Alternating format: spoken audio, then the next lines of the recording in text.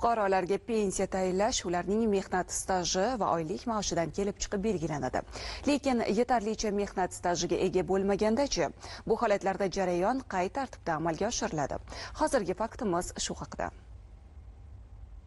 Amaldagi qonunchilikka muvofiq erkaklar 60 yoshga, ayollar 55 yoshga to'lganda va kamida 7 yillik mehnat stajiga ega bo'lsa, ularga yoshga doir pensiya tayinlanishi belgilab qo'yilgan. Xo'sh, talab etilgan mehnat stajiga ega bo'lmagan fuqarolarga ham pensiya tayinlanadimi va bu jarayon qay tartibda amalga oshiriladi? Fuqarolarimizda agar talab qilingan istajiga ega bo'lmasalar, ijtimoiy qo'llab-quvvatlash maqsadida yoshga doir nafaqaga chiqishlari uchun 60 yoshdan ayollarimizga, 65 yoshdan erkaklarimiz chiqishlari mumkin.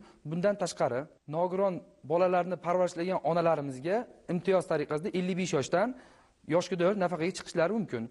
Ushbu nafaqalar inson omilisiz tayinlanadi.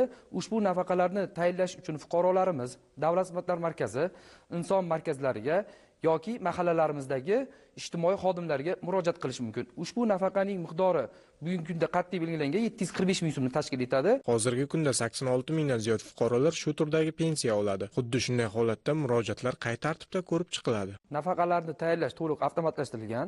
Bunda fuqarolarning murojaati Yagona milliy ijtimoiy himoya axborot tizimi orqali vazirlik va idoralarning axborot tizimiga yuborilgan so'rov orqali nafaqalar tayinlash yoki rad etilish bo'yicha qaror qabul qilinadi. Bunda fuqarolarning nafaqalari tayinlangani yoki rad etilganligi to'g'risida ma'lumotlar fuqarolarning mobil telefonlariga SMS orqali yuboriladi. Fuqaro tegishli yoshga yetmaganda yoki bo'lmasa pensiya jamg'armasi tomonidan pensiya tayinlangan holatlarda nafaqa tayinlash fuqarolarga rad etiladi. Ushbu tizim ijtimoiy adolat va fuqarolar farovonligini ta'minlashga qaratilganligi bilan bir qatorda pensiya tayinlash jarayonining shaffof va qulay bo'lishi imkonini ham beradi.